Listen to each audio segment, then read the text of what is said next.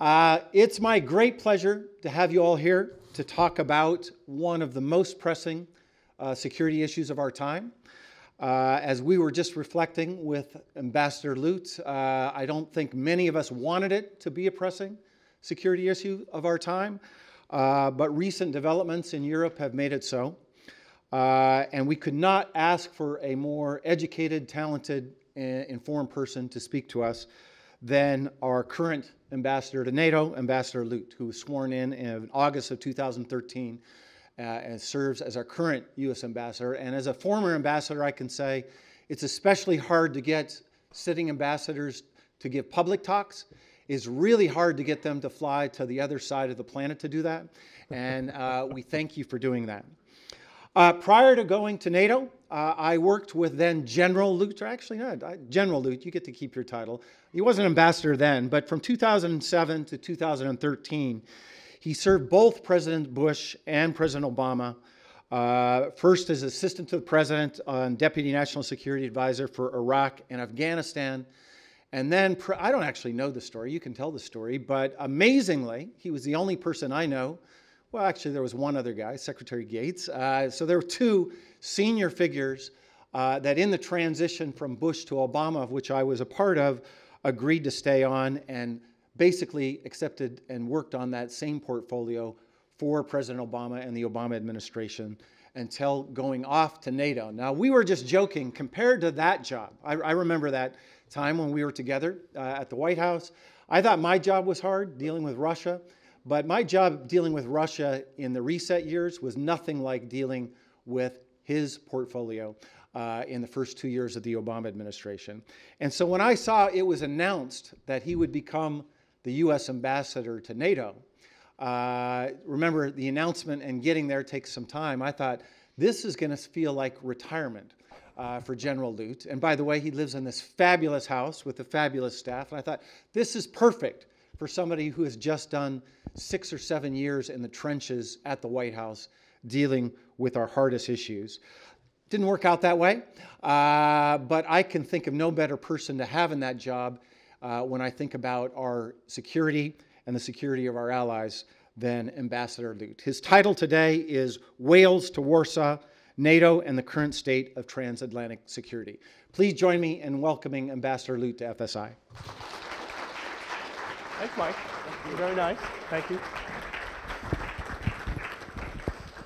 So thanks, Mike, for that introduction, and it was a pleasure just to spend a few minutes with you just over the last hour, just kind of recollecting our thoughts after our mutual experience there in the White House, and then I'm in a way following Mike's lead in escaping the White House and going to take an ambassadorship.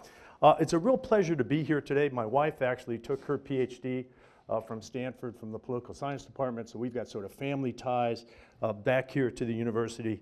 And while I don't have those academic ties here, I have a lot of friends and associates here, to include Mike, so it's a pleasure to be back. Now, he introduced my talk as Wales to Warsaw. You're probably wondering, what is that? What's the connection between Wales? And is this Wales like fish or mammal, or is this Wales like part of the United Kingdom? I'll get to all that. And by the end of this, your task is to understand what Wales to Warsaw means. But let me give you first a bit of a background in terms of where NATO is, because here at Stanford, NATO must seem a long way away.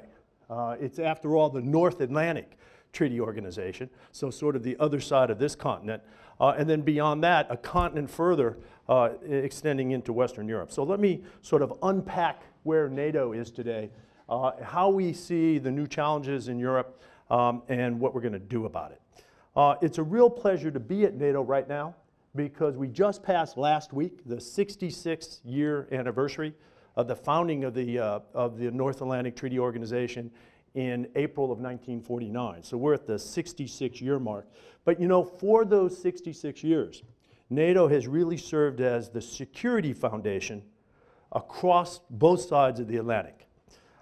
It's proven, I think, in that time to be the most adaptive, the most durable, and effective political military alliance in history. Now, you're left to judge that on your own, but from my perspective as a former military officer and now as an aspiring diplomat. I think that those are correct characterizations. Now, however, today, that's the 66-year mark, NATO faces a new array of challenges. Challenges that are brand new, that are unfamiliar, and which are going to cause NATO to adapt to the new future. This was the basic theme. This new reality was the basic theme at Wales. So this is part of your quiz, which is where the United Kingdom hosted the last NATO summit in early September last year. So President Obama, his 27 NATO counterparts gathered at Wales, just not far from Cardiff, and met for 3 days to take on the question of assessing the new security challenges in Europe. And it is also the theme for our next summit, which will be held in Warsaw about 2 years after Wales. So the Wales to Warsaw theme is, what did we assess at Wales, and what will we deliver by Warsaw? And here in the middle of this year, we're about halfway between those two benchmark summits for the alliance. So that's the sort of significance of Wales to Warsaw. But first, some history. If you look back at this 66 years of NATO history, I break it down into 3 historical phases. The first phase, many of us in the audience will appreciate, the first 40 years was the Cold War phase. So phase 1 is the Cold War. This was the raison d'etre. The original idea of NATO was to counter the bipolar struggle between the Soviet Union and the West. NATO was founded to do that in the wake of World War II. And this, of course, featured this standoff across the Iron Curtain, huge massed conventional forces in Western Europe. I mean, at that time, the United States Army had 300,000 troops in Germany confronting the Warsaw Pact on the other side of the Iron Curtain. Very massive forward defenses, ultimately buttressed by the mutually assured destruction deterrence threat of conventional or of strategic nuclear weapons. So that first 40 years was quite intact, it was quite consistent, but it came to a bit of a screeching halt when the wall fell in 1989. When the Berlin Wall fell, and then just 2 years later, the Soviet Union dissolved in 1991. And I argue that with those 2 benchmark events, NATO moved into a second phase of its long history. So phase 2, after the fall of the Berlin Wall, after the end of the Cold War, really featured NATO taking its show on the road. And by that I mean NATO looked beyond the core of Western Europe itself to its periphery and went on a period of nonstop operations that first featured in 1995, NATO intervention in Bosnia, a couple years later in '99 in Kosovo, nearby, again in the Balkans, and then most recently, in the wake of 9/11, its longest ever, largest ever combat operation, a long way from Western Europe, in Afghanistan. This, by the way, this operation in Afghanistan continues to this day. We can cover this in your questions if you're interested in Afghanistan. But this is a remarkable period of about 25 years, phase 2 in my language, where NATO was not so concerned with the original cause of NATO, the original or originating purpose of NATO, which was collective defense in Western Europe, but reached out beyond Western Europe to first the Balkans and then as far away as Afghanistan to promote stability by extending its reach outside of the core of Western Europe.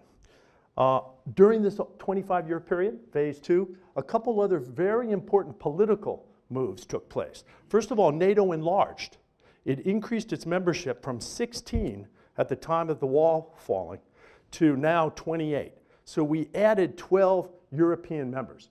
And these are now well known, the Baltic states, down across the eastern flank of NATO, Poland, Bulgaria, Romania, Balkan states, and so forth. So NATO went through a historic expansion of its membership from 16 to 28.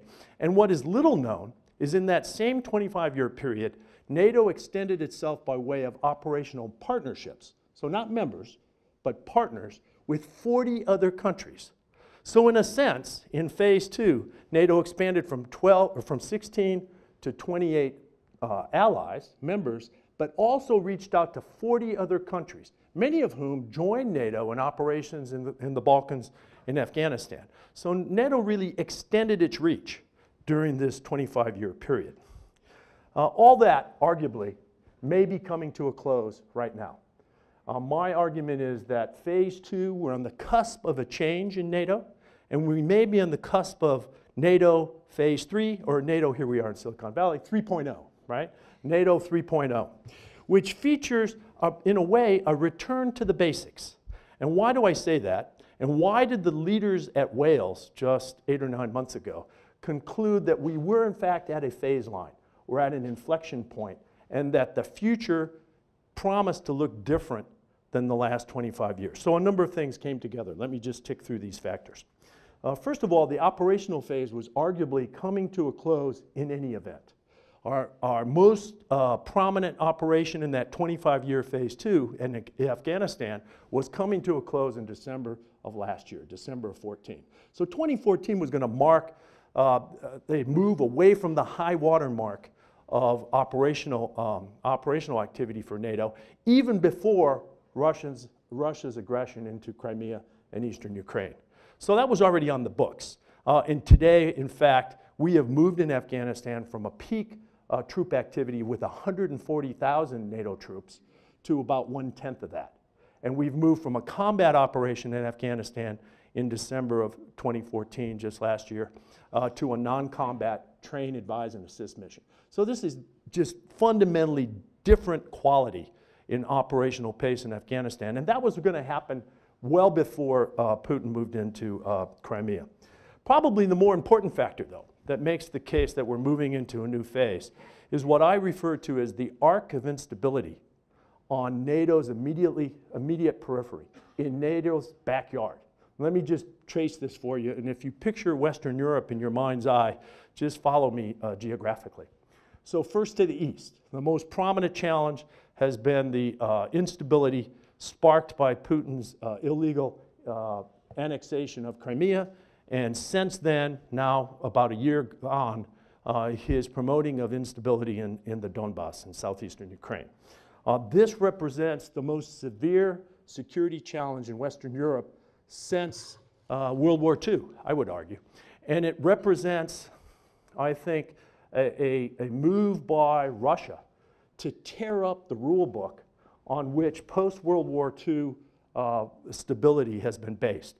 This rule book includes, by just quick count, most prominent count, the UN Charter, the Helsinki Accords, the NATO-Russia Founding Act, and the Budapest Agreement.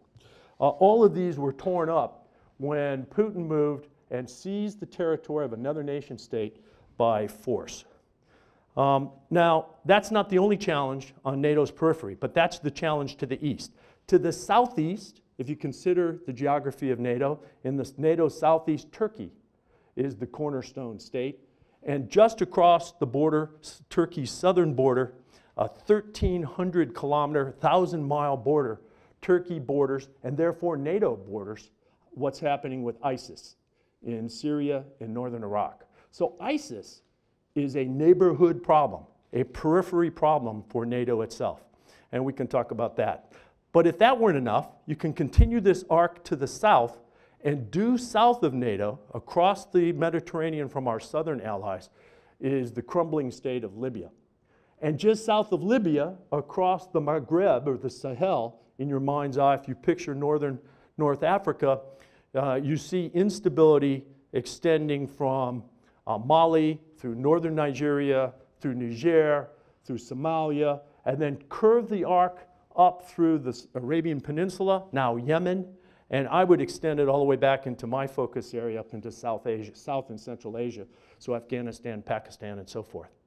So what's different about this new phase in NATO, and what really consumed a lot of time at the Wales Summit, with President Obama leading the way, was a discussion of how things were categorically, fundamentally different because of what was happening in NATO's neighborhood. Meanwhile, on the economic scene, NATO is also beginning to recover, but only beginning to recover from the single worst economic crisis in NATO's 66-year history. And this is the global economic recession that, by my count, can be marked as beginning in 2008. The US, gratefully, is sort of leading the recovery out of that recession, out of that financial crisis. But we shouldn't conclude that just because we're recovering, that our 27 NATO allies are. They're not. It's a very mixed bag. And you can see this probably most prominently with the financial crisis that continues in Greece today. So you have the end of the operational peak, you have passed the peak, you have new crises on the periphery, and you have this sustained challenge on the economic front. All these factors combined at Wales for the leaders to conclude that we're probably moving in historically into a new phase in NATO. So let's call it NATO 3.0. What is NATO doing about this? How is NATO, a large 66-year-old institution, responding to this new phase? As you can appreciate, whether you're Stanford University, the US Department of Defense, or NATO, big organizations like that don't turn on a dime. They take a while to adapt. But the charter that we've set for ourselves is that the discussion that began at Wales in September of 14 will have to deliver, we'll have to produce results by July of 16. And we're about at the Warsaw Summit, and we're about in the midst of that process now. Let me tick off 4 things that I count as the primary agenda items as we move from Wales to Warsaw. So first of all, NATO's internal adaptations. What is NATO doing about NATO to respond to these factors that I've outlined? The shorthand for NATO, having to do with internal response, is what we call the Readiness Action Plan, the RAP. You'll find it maybe a little humorous that the committee members in NATO headquarters who deal with this are of course known as RAPsters. But the Readiness Action Plan has to do with how it is NATO is going to change its force posture, which for 25 years was designed to do one task, which was take its show on the road and conduct operations, but which now faces a new set of demands, and we don't have the tools readily in hand for the tasks required by the new reality. So we have to really shift gears as we move into phase 3. The Readiness Action Plan has essentially one common theme, and that is we're moving back to basics. So for NATO, what that means is that we're moving back to our founding doctrine. And the founding doctrine is the collective defense, the mutual defense of the North Atlantic area. This is enshrined in Article 5, the 5th article in the Washington Treaty, which of course was signed in 1949 and still governs the alliance. So what does that mean? What does returning to Article 5, the primacy of Article 5, mean in this new setting? It means NATO's making the following changes. So first of all, we're acknowledging that the threat in the East is most obvious and of greatest concern, greatest anxiety to our easternmost allies. So geography counts here. And if you live in the Baltics today, or Poland, or Bulgaria, or Romania, you really feel the anxiety generated by the security challenge with Crimea and the Donbass. And there's a demand. There's a demand within the alliance to respond to that anxiety, to respond to that challenge. What are we doing about it? A number of things. First of all, today, as we sit here in beautiful California, American soldiers, sailors, and airmen are actively exercising across that 6-ally expanse. So by 6 allies, again, starting in the east, the Baltics, the 3 Baltics, Poland, Romania, and Bulgaria. We have American troops on the ground today exercising with those allied formations. Our troops are about doubled in size by other allies also exercising with those six alliance members. We're doing likewise in the air, and we're doing likewise in the Baltic and Black Sea. So we have dramatically increased our day-to-day presence, NATO's footprint, if you will, and taken it to the east where previously, frankly, we had not been. So ever since those allies joined the alliance, they have enjoyed the promise of Article 5. They've read the Washington Treaty, they get it, they've signed up for NATO, but they've never really seen it in action. They've only seen it during the operational phase, outside of Western Europe. And so now we're proving to them, in effect, by our presence, that Article 5 means what it says, and that an attack on one would be considered an attack on all. These measures have really 2 purposes. One is to reassure them, and to simply prove to them, demonstrate to them that Article 5 means what it says. But secondly, there's a message here for Russia too. And that is that the tactics used in Crimea, the tactics used in the Donbass don't play on NATO territory. And that the defense of Estonia, Latvia, Lithuania, Poland, and so forth is just as important to the NATO alliance as the defense of the UK, Italy, or the United States. And so we take Article 5 seriously, and these allies will be defended as the treaty demands. This has all been funded by a $1 billion appropriation from the US Congress that allows the operational and maintenance costs to be attended to and allows us to do back-to-back training, air, sea, and ground, across those 6 allies. So this is perhaps, if you were an Estonian today or a Pole today, this is probably the most obvious demonstration that things are different. They actually have demonstrable NATO presence on their soil. At Wales, the leaders, led by President Obama, declared that these assurance deterrence measures would continue, quote, as long as necessary. So this is not a short term, you know, it's going to happen this month and we'll see you in another 6 months. They are back to back, they're persistent, and they're going to continue as long as necessary. Now the second thing that's going to happen that is going to take us a bit more time after this immediate response measure is that we're going to change the way we're postured inside NATO. Across that eastern flank, there is not today a single facility that flies a NATO flag. Why is this? Well, these eastern flank allies were added during this operational phase. It didn't appear that we had a collective defense problem in the east because we were in partnership with Russia. And we were busy elsewhere, in the Balkans and in Afghanistan. Things have changed now, so we're going to this year, in fact in the coming months, raise the first 6 NATO flags at NATO facilities across the eastern flank. Now these are not going to be large, imposing, expensive facilities, but they're going to be politically and diplomatically very important symbols that NATO is here to stay. And I can describe these facilities in more detail if you like.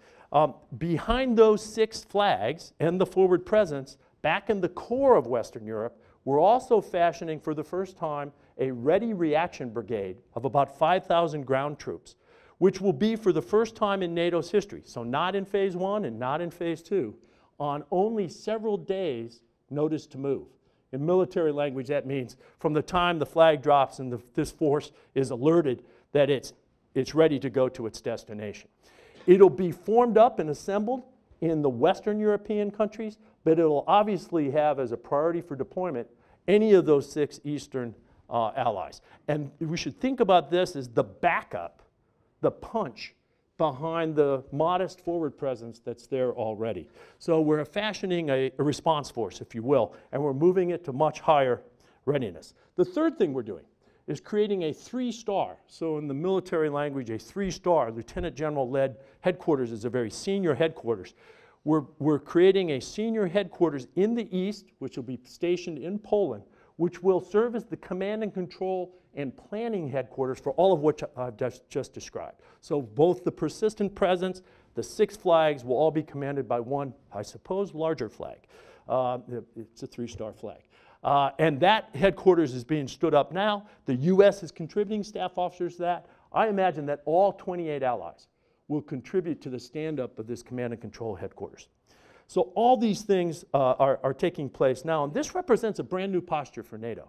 NATO didn't do this during the Cold War. In fact, obviously during the Cold War, none of these 6 allies were allies. In fact, they were either SSRs, Soviet Socialist Republics, or they were part of the Warsaw Treaty Organization. So this is brand new to them. It's also, in terms of the quickness of the response force, it's a measure that we didn't set for ourselves at any time in NATO, previously in NATO's history. So this is a new and sort of major muscle movement for the alliance. And NATO's got to do 2 other things, I think, fundamentally, with regard to the challenge in the East. One is, on top of everything I've described, it also has to come up with an answer of how does NATO respond, and how do allies nationally respond if this notion of unconventional warfare or unconventional attack, hybrid warfare is the name that NATO gives it, which we've seen play out in Crimea and now the Donbass. What if that form of attack comes to NATO territory? And obviously, if that's the case, and this is a case where unconventional forces, information campaign, cyber campaign is all blended together in a hybrid way, and it's designed to be ambiguous, it's designed to be difficult to attribute to the sponsor, that is to Russia. What if that were tried on NATO territory? Well, you can make a case that the brigade I described, this rapid reaction brigade, is not the most obvious way to respond to that kind of assault, that kind of attack. And NATO, frankly, has work to do. As I stand here today, I can't tell you that we've got the answer to this. My guess is we will end up with a solution which is special operations forces based and will be a bit of a hybrid package in response to that kind of hybrid assault. We can talk about that more in questions and answers. Look, as you line up all this response, NATO response to the threat from Russia, the challenge from Russia, what it really underlines is that NATO's got to replot. It's got to reassess its fundamental relationship with Russia, which, since the dissolution of the Soviet Union, has basically been one of partnership and the potential of cooperation with Russia. And while most NATO allies believe that that's still the long-range goal and our long-range aspiration, it's clear that today we don't have the partner in Russia that we imagined that we've had for more than 2 decades. And we have to fundamentally recharacterize and redefine NATO's relationship with Russia. NATO does not wish to be an enemy or an opponent to Russia. But Russia must understand NATO will defend itself. The United States and the other 27 allies will do what the Washington Treaty demands, which is treat an attack on one as an attack on all. And Russia's got to understand that, and it should understand well that NATO will take the adaptation steps necessary to get there and be able to respond effectively.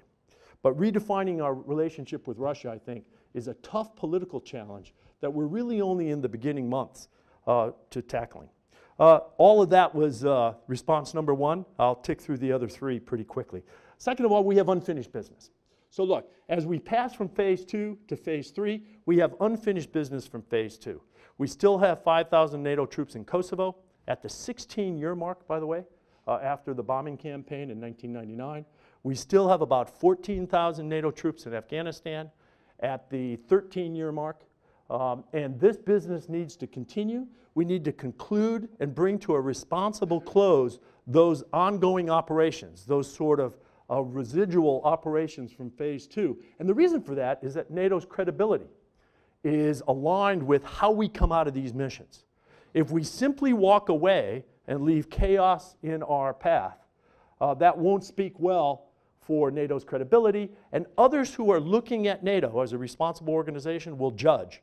And they'll judge in part our credibility and our ability to do what we say we will do by how we end up in Kosovo and Afghanistan. So that's unfinished business. And that work has got to be delivered as well by the Warsaw Summit. The third key item for Warsaw is that we have to reinvest in these 40-plus partners, these nations with which we have operational associations. Why is that? It's because in the last 2 decades, in phase 2, NATO learned that these partnerships are really quite potent. They're really quite valuable. Why is that? So for the partner, so take Finland or Sweden, for example, they get access to world-class sort of gold standard military exercises, military training. In some cases, they have officers embedded in NATO staff. They get access to how things are done in a world-class military organization. And while they're not allies, and these partnerships don't carry the pledge of Article 5, so we have no mutual defense obligation to Finland, for example, or Sweden, or Georgia, or Ukraine, for that matter, who are also partners, right? They do gain from their relationship, their partnership with NATO. NATO too gains, because with these 40 partners, we gain political diversity, which we would not otherwise have in the Council of 28. What do I mean by that? So in the Council, if we talk about these issues along the arc of instability, along our periphery, we talk about them, if we talk about them without our partners, we talk about them with no Arab state present, no African state present, no Asian state present. And yet when I've described the challenges of NATO, you can see how vital contacts and political consultations with Arabs, Africans, and Asians just might prove to be. So it's a two-way street. They get access to high-end military capability and exercises. We get political diversity inside the North Atlantic Council. So this 20-year experience with partnerships, I think, has really demonstrated and proven to NATO itself that these are worth investing in. So I think the next thing we have to do on my list of 4, the third thing is by Warsaw, reinvest in these partnerships. And then finally, by Warsaw, we're going to deliver some very high-end shared capabilities, military capabilities, that are expensive. In particular, 2 capabilities stand out. First is an ISR, an intelligence, surveillance, and reconnaissance drone, which 15 NATO allies are pooling resources and buying 5 US-bought, US-produced Global Hawk unmanned aerial vehicles. These will be NATO-owned and operated. They'll be funded by these 15 nations. They'll be based in Sigonella, Italy. And for the first time, NATO will have a high-end, a long endurance, high altitude ability to surveil the ground. You can imagine how useful this would be today if we were overflying Western Ukraine on the invitation of the Kiev government and had the ability to look into Eastern Ukraine and determine what was happening with credibility on the ground. In particular, right now, for example, the pullback, the withdrawal of heavy weapons from the line of contact in southeastern Ukraine. NATO does not today have the ability to do that surveillance. It will beginning next year. So that's a high-end capability that features pooled resources that are really going to have a dramatic military, bring a dramatic military capability to the alliance. The second is missile defense. So next year, we will, with the stand-up of a ground-based system in Romania, which gets added to radars in Turkey, and 4 US missile defense destroyers home-based in Spain, we will inaugurate the world's most sophisticated NATO-operated missile defense system, integrated missile defense system. Now, if our Russian colleagues or others might say, well, this is exactly what we've been talking about. This is the missile defense system that is a problem in the NATO-Russia relationship. And I will tell you what we consistently have told the Russians over the years, which is this is not even oriented on Russia. It's oriented on the ballistic missile delivery systems in Iran. And in most cases, these systems, the orientation of the systems cannot be moved. So, for example, the one that we're about to open in Romania is a building that is oriented towards Iran, not Russia. And we've never been able to get a good answer from our Russian colleagues as to how they imagine that this building would be picked up and oriented to the east against Russian ballistic missiles. The bottom line is that both the Global Hawk system and the ballistic missile system is coming online next year and will be delivered and showcased at Warsaw. Now, when you add all this up, the internal adaptations, what we're doing with unfinished business in Afghanistan and Kosovo, what we're doing with partners, and what we're doing with regard to new capabilities, there's a pretty sizable financial bill that has to be paid. None of these things, none of these priorities for NATO comes cheap. And quite frankly, the current status of NATO funding is disappointing if you're an American taxpayer. Here are the facts. If you look at the GDPs of the United States compared to the GDP of the other 27 allies combined, you have rough parity. They're roughly the same. However, if you look at defense spending, you have twice as much defense spending out of our economy than you have out of the combined non-US allied economies. So if you break that down a little differently, the United States spends about 70% of the NATO total on defense spending, and all the other 27 contribute to the 30%. Now, as congressional delegations visit US NATO, my mission, you can imagine that this is topic number 1. They're interested in all this other stuff I've described, but they're really interested in this pattern of underspending, underinvestment by our European allies in their own defense. And so at Wales, leaders took a big step forward in this regard. And all 28 allies, frankly, led by President Obama and Prime Minister Cameron from the UK, our Wales host, right? For the first time in NATO history, all 28 agreed that 2% of each nation's GDP, so 2% of 28 GDPs, should be devoted to defense. Now, what's interesting about this, so that's a great aspiration, right? It's a measurable metric, it's a good goal. But the reality is today, only 4 of the 28 allies, led by us, only 4 of the 28 meet that benchmark, the 2% benchmark. Now, what's equally interesting is that since Crimea, 4 more are almost there. Guess which 4? Okay, the closer you live to Russia, the higher your defense spending is going. So the club of 4 is about to expand to 8 at 2%, and another 7 allies. So now if you add this up, we're at 15, more than half of 28. Another 7 are en route with, to 2% with modest increases now. And quite frankly, given the mixed bag of economies and economic recovery from this recession, that's actually pretty good 6-month progress on where we started. But at Wales, the commitment we've made is that we will show and tell on defense spending. And we will remind the leaders who sit in Warsaw 2 years after they pledged at Wales just how they're doing on the miserable metric of defense spending.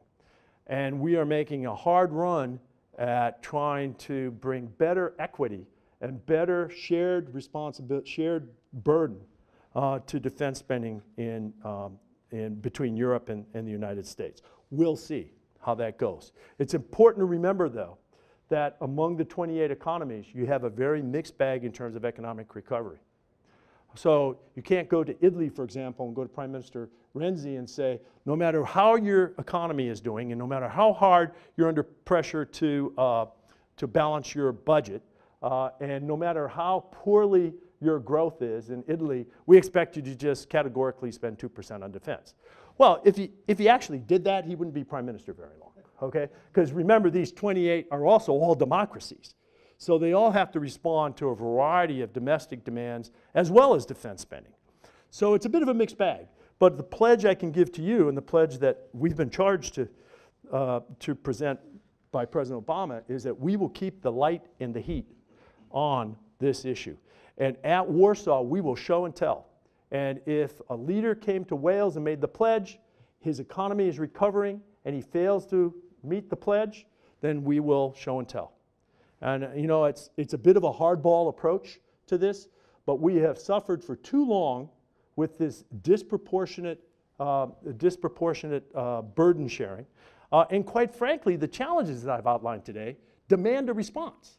So if NATO is the whole life insurance policy for NATO allies, so this is whole life, right? Most expensive, and so all of what our insurance advisors probably advise us not to have, right? It's important to pay the premiums, okay? And the premiums for the whole life insurance policy represented by the Washington Treaty is 2% of your GDP. We'll see how that goes. Well, look, as you add all this up, we've got a lot of work to do. We have big aspirations set for us at the Wales Summit, and we have a lot of work to do to execute those chores, those charges by Warsaw. But I can tell you that I'm actually quite optimistic about it. You know, NATO, this is not the first time in NATO's 66-year history that it's had to adapt. I mean, think of the adaptation 1989 to 1991, where NATO thought it was doing exactly what it was charged to do for 40 years in phase 1, and suddenly the world changed. My sense is we may be at another one of those moments, another one of those sort of strategic phase lines or strategic inflection points, when we look back on 2014 and 2015, we'll say, you know, NATO was moving into phase 1, and my guess is when we do that some years from now, we'll say, you know, NATO adapted in that phase line just like it did previously. So let me stop there and see what your questions are, and maybe we can have a bit of a conversation. And I'm happy to go into any further detail on any of this.